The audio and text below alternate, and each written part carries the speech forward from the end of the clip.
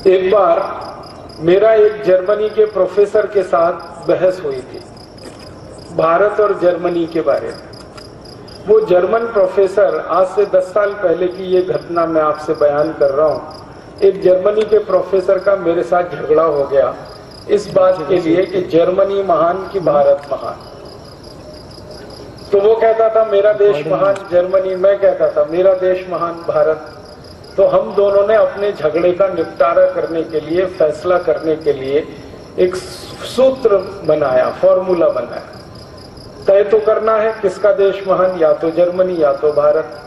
तो हम दोनों ने ये तय किया कि हम दोनों एक दूसरे के देश के बारे में प्रश्न पूछेंगे। वो मेरे देश के बारे में प्रश्न पूछेगा, भारत के बारे में, जर्मनी का प्रोफेसर, मैं जर्मनी के बारे में पूछूंगा। और जिन प्रश्नों का सबसे ज्यादा जवाब हाँ में मिलेगा उसका देश महान होगा, और जिनके प्रश्नों का सबसे ज्यादा जवाब ना में मिलेगा उसका देश घटिया है, रद्दी है।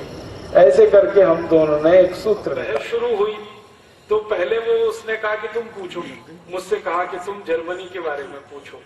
तो मैंने चुन चुनकर ऐसे प्रश्न किए जिनका उत्तर ना में ही आए। ये तो पूछने वाले के ऊपर है आप क्या पूछ रहे हैं। लेकिन आपको ऐसा लगेगा कि मैं जर्मनी को नीचा दिखाना चाहता था, मैं जर्मनी की वास्तविकता उसको रियलाइज कराना चाहता। तो मैंने सबसे पहला सवाल उसको पूछा कि तुम्हारे देश जर्मनी में गन्ना होता है? गन्ना। अब साधारण सा सवाल है। तो उसने कहा नहीं होता, क्योंकि मुझे मालूम है जर्मनी में गन्ना नहीं होता। और जानबूझ के मैंने ये सवाल किया कि जर्मनी में गन्ना होता है? उसने कहा नहीं होता। मैंने कहा जर्मनी में केला होता है? केला। उसने कहा नहीं होता। मैंने कहा जर्मनी में आम होता है? आम। उसने कहा नहीं होता।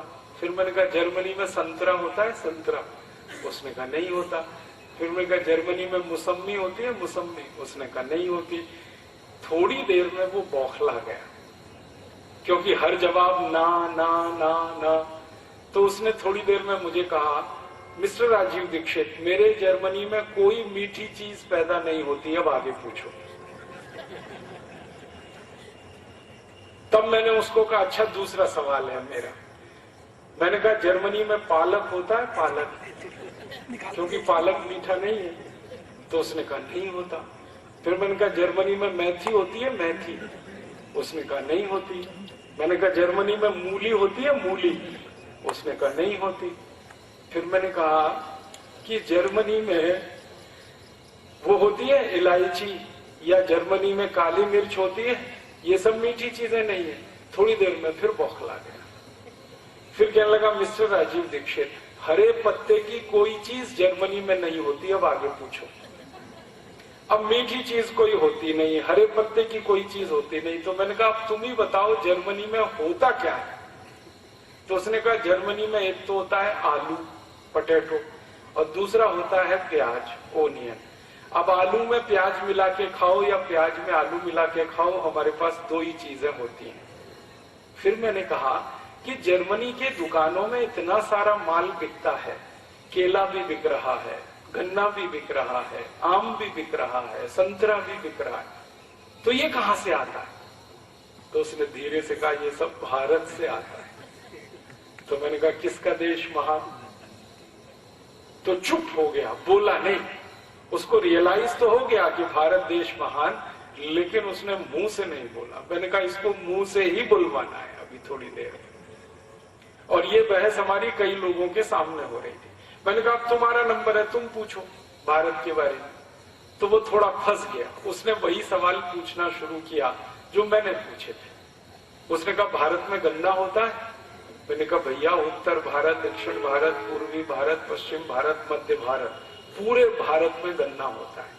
और भारत में 6,38,365 गांव हैं, इनमें से 4 लाख गांवों में गन्ना होता है। और भारत में एक गन्ना बहुत मोटा होता है, एक गन्ना बहुत पतला होता है, एक काला गन्ना होता है, एक लाल गन्ना होता है, एक हरा गन्ना होता है, एक थोड़ा सा पीले रंग का गन्ना होता है। 2550 जातियों का गन्ना इस देश में होता है। अब बोलो। तो कहने लगा आई कांट बिलीव इट। मैंने कहा ये तुम्हारी प्रॉब्लम है, मेरी नहीं। तुम्हें भरोसा नहीं है तो ये तुम्हारी समस्या है। अगर तुमको भरोसा करना है तो तुम भारत आ जाओ और घूम लो और पता कर लो कितनी जातियों का गन्ना होता है। फिर उसने दूसरा सवाल पूछा, केला होता है भारत में? मैंने कहा केला ही केला होता है। हमारे यहाँ उत्तर भारत का अलग केला, दक्षिण भारत का अलग केला, पश्चिम भारत का अलग केला, पूर्वी भारत का अलग केला, कहीं मोटा केला, कहीं पतला केला, कहीं छोटा केला, कहीं लाल केला, कहीं हरा केला। हमने कहा केले की भारत में कम से कम 1000 प्रजातियां हैं। कहने लगा यस। मैंने कहा यस। फिर कहने लगा आई कांट बिलीव, मुझे भरोसा नहीं हो सकता। फिर मैंने कहा तीसरा सवाल पूछो। तो उसने पूछा आम होता है? तो उसने सवाल किया था मैंगो को कि भारत में मैंगो होता है। मैंने कहा मैंगो तो एक शब्द है, हमारे यहाँ तो मैंगो की जातियां 5000 से ज्यादा है। लंगड़ा है, चौसा है, दशहरी है, तोतापुरी है, कलमी है, ऐसी 5000 जातियों का आम है भारत में। और मैंने उसको कहा, जिस पर उसे भरोसा नहीं हुआ, मैंने कहा दिल्ली हमारे यहाँ की राजधानी है, वहां से 180 किलोमीटर दूर हरिद्वार है। दिल्ली हरिद्वार के बीच में 500 जातियों का आम होता है, इतनी दूरी में, खाली 180 किलोमीटर। और भारत में 3 लाख से ज्यादा गांवों में आम होता है। तो ऐसे उसने जितने भी सवाल पूछे तो उसमें वो हार गया, मैं जीत गया। फिर हमारा भारत महान, उसका जर्मनी महान नहीं। तब उसने अंत में कहा कि मैं भारत देखना चाहता हूं। मैंने कहा कभी भी आओ, देखने के लिए कोई मुश्किल नहीं। आने जाने की कोई प्रॉब्लम है तो हम भारतवासी तुम्हारा टिकट बना देंगे, तुम आ जाओ कभी भी। वो आया, भारत में 3 महीने की छुट्टी लेके आया, 3 महीने का वीजा मिला और हमने उसको भारत में उत्तर दक्षिण पूरब पश्चिम सब जगह घुमाया और उसको एक डायरी और पेंसिल दिया था कि जो जो तुम गाँव में देखो कि यहाँ क्या होता है उसको नोट करना। जब आखिरी में वो वापस जाने लगा तो मैंने कहा तुम्हारी डायरी में क्या नोट किया है तुमने? तब उसने कहा कि भारत के एक एक गांव में 2000 से ज्यादा वस्तुएं पैदा होती हैं, जो मैं पहले विश्वास नहीं कर सकता। और वो उसने खुद कहा कि इंग्लैंड में और पूरे यूरोप में 2 या 4 वस्तुएं पैदा होती हैं सभी गांवों में, और यहाँ एक एक गांव में 2000 वस्तुएं पैदा होती हैं। तब उसने कहा तुम्हारा देश महान। तो मैंने कहा अब बोलो तुम्हारा क्या कहना है भारत के बारे में? तो उसने कहा कि मेरी इच्छा है कि मैं भारत में रहूं। तो मैंने कहा सिटीजनशिप नहीं मिलेगी तुम्हें। तो कहने लगा वो क्या करना पड़ेगा? मैंने कहा भारत में जन्म लो। कहने लगा उसके लिए क्या करना पड़ेगा? तो मैंने कहा हिंदू हो जाओ। कहने लगा क्यों? मैंने कहा तुम्हारी क्रिश्चियनिटी में तो पुनर्जन्म होता नहीं,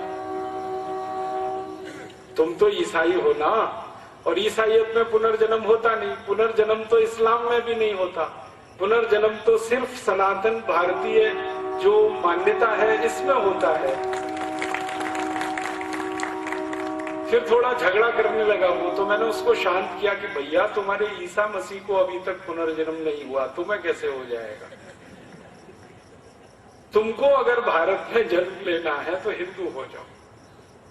तो कहने लगा ये तो बड़ा मुश्किल है। मैंने कहा बहुत आसान है, हम तुम्हारे ऊपर थोड़ा गंगा जल छिड़केंगे और तुम्हारा नाम बदल देंगे, इतना सही है, इससे ज्यादा कुछ नहीं करने वाले। कहने लगा इसका मैसेज तो बहुत दूर तक जाएगा। मैंने कहा वही हमें भेजना है, ये मैसेज जर्मनी तक जाए, वही तो हम चाहते हैं। कहने लगा फिर मैं सोच के बताऊंगा। मैंने कहा ठीक है।